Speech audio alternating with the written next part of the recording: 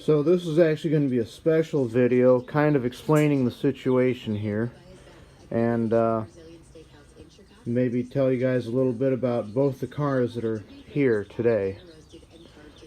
So this is my 1970 Dodge Dart Custom. It was built August 18th, 1969 in Windsor, Ontario, Canada. I actually found it down in Birmingham, Alabama.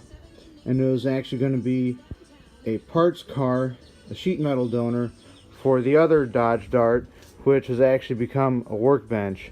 Yeah, I know it's a mess, and I know it's nothing to be proud of, but I'm working on getting this thing cleaned up because it's kind of tough working out of a one-car garage.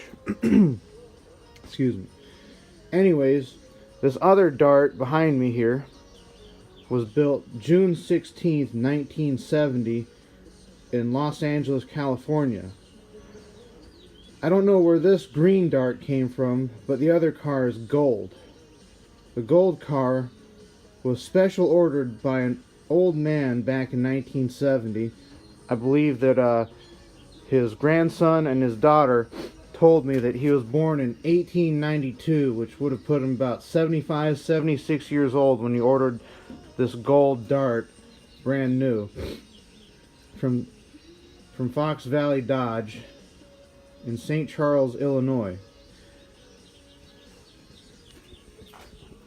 This car was born with a 225 slant 6 A904 transmission and a 7 1/4 inch rear axle. It's light gold poly, that's FY4, with a black interior. The only options this car had, like I said, were the upgraded slant 6 from 198 to a 225, the automatic transmission, and a tinted windshield, which is really strange because this car is not air conditioned, and he actually specified a tinted windshield separate when he could have gotten the rest of the glass tinted as well.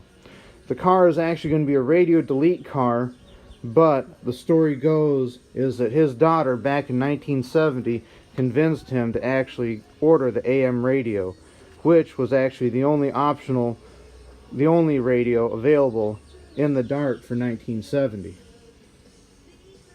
So, like I was saying, this car is actually going to be a parts car, but as you guys have seen from the videos, that left quarter panel is no good, and that was actually the same quarter panel that needs replacement on this gold Dart behind me here. So these cars are actually both equally as crappy in condition as far as they go, but they're all crappy in different ways. The Alabama car actually rusted from the inside out, and the Illinois car rusted from the outside in, which means that the underside of this car looks absolutely stunning. It's dirty and undercoated, but there's absolutely hardly a speck of rust under there, save for the spring that went through the trunk floor.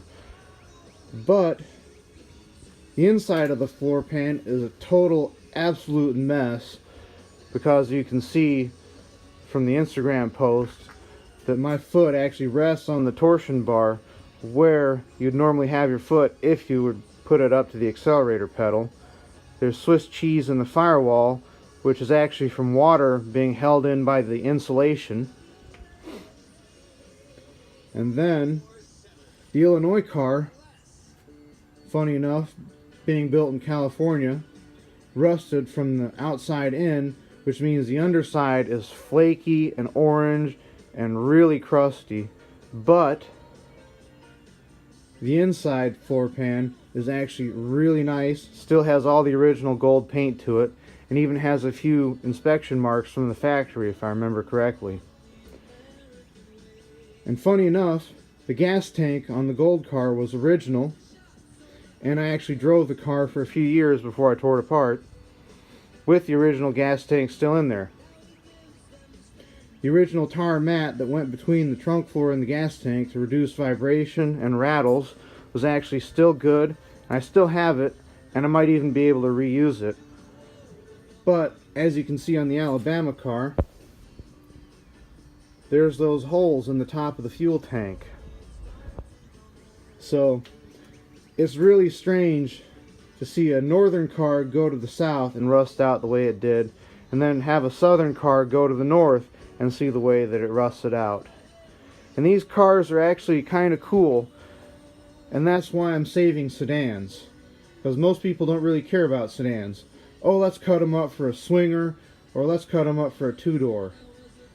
Well, I'm not really about that, as you can tell. Since these are both sedans, they're both 225 slant 6s with 904 transmissions and 7¼ rear ends. They both came with 4-wheel manual 9-inch drums, but this one right here is air conditioned. The gold car is not, like I mentioned before. This one is a custom, the other one is not. And this one is two-tone paint, the other one is not. This one is dark green with a white roof and a dark green interior. The Illinois car is gold with a black interior. So, these are kind of like opposites of each other, one being the nicest art you can get, one being pretty basic, and then they're both different trim levels. So, I thought I'd share a little bit about these cars, so that way you guys can get a little bit more background about what's going on, and maybe you find it interesting. So, like, share, subscribe, and let me know what you think. Leave a comment down below. And most of all, thanks for watching.